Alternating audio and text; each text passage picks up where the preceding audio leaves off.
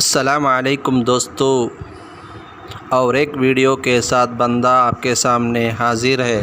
اگر یہ ویڈیو اچھی لگی تو لائک، کامنٹ، شیئر، اور نئے لوگ ہیں تو سبسکرائب کرنا نہ بھولیں۔ دوستو، میں نے منتخب حدیث سے کچھ حدیثیں آپ کے سامنے نقل پیش کروں گا۔ گوش گزار کریں، غور سے سنیں اور دوسروں تک پہنچائیں، ثواب کی نیت سے پہنچائیں۔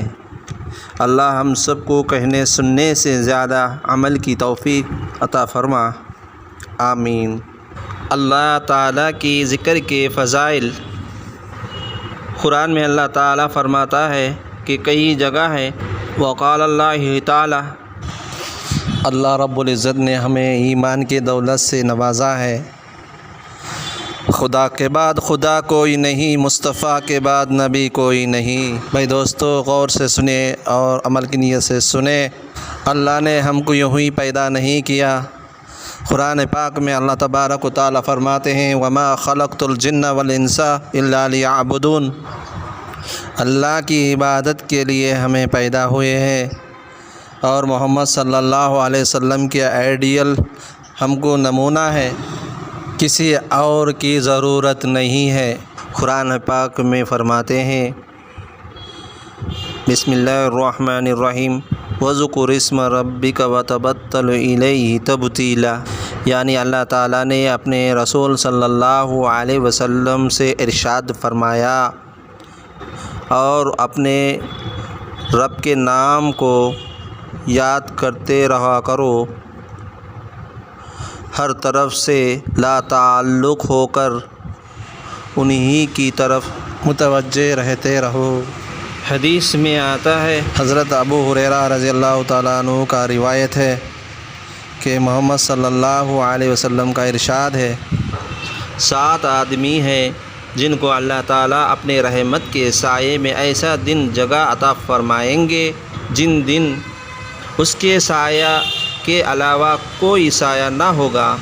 نمبر 1، عادل بادشاہ، یعنی ہر طرف سے انصاف کرنے والا۔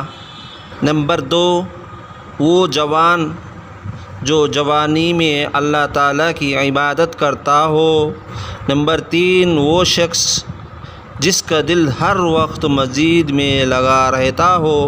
نمبر 4، 2 ایسے شخص جو اللہ تعالیٰ کے لیے محبت رکھتے ہو، ان کے ملنا اور جدا ہونے کی بنیادی یہی ہو۔ نمبر 5، وہ شخص جس کو کوئی اونچے خاندان والی حسن عورت اپنی طرف متوجہ کرے اور وہ کہہ دے میں تو اللہ تعالیٰ سے ڈرتا ہوں، یعنی غلط کام سے رک جاتا ہے۔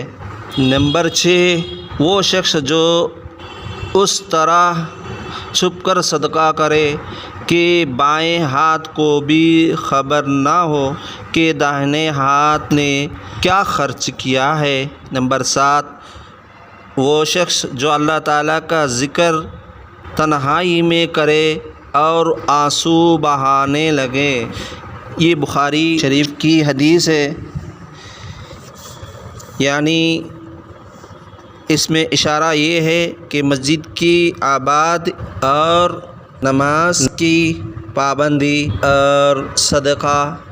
کتاب میں آسان اردو کے ساتھ تحریر ہے، اس کو زیادہ وضاحت کرنے کی ضرورت نہیں پڑتی، لہذا یہ تو سمجھ میں آ گیا ہوگا راوی کیا کہنا چاہتے ہیں۔ جب صدقہ کرتے ہیں تو کسی کو دکھلانے کے لیے نہ کرے، یعنی نماز پڑھ رہے ہیں تو ریاکاری کی نیت سے، یعنی بازو والا مجھے دیکھ کر نمازی کہے، اور میں صدقہ بھی کیا تو دیکھ کر کہے کہ یہ بہت بڑا مالدار ہوگا، تو ایسا ریاکاری نہ ہو۔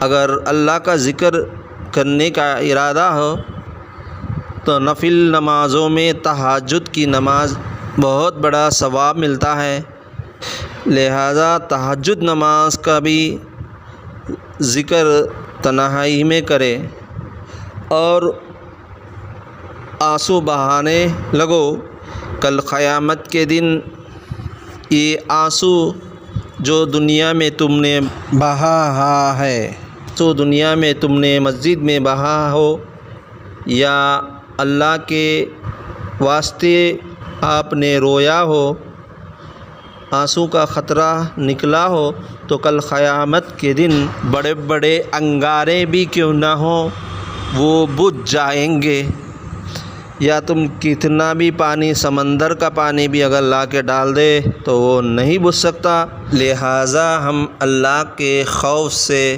متقی پرہیزگار بننے کی کوشش کریں، ہر چھوٹے بڑے گناہوں سے توبہ کرے اور اللہ کے سامنے روئے، اللہ ہی سے مانگے مدد۔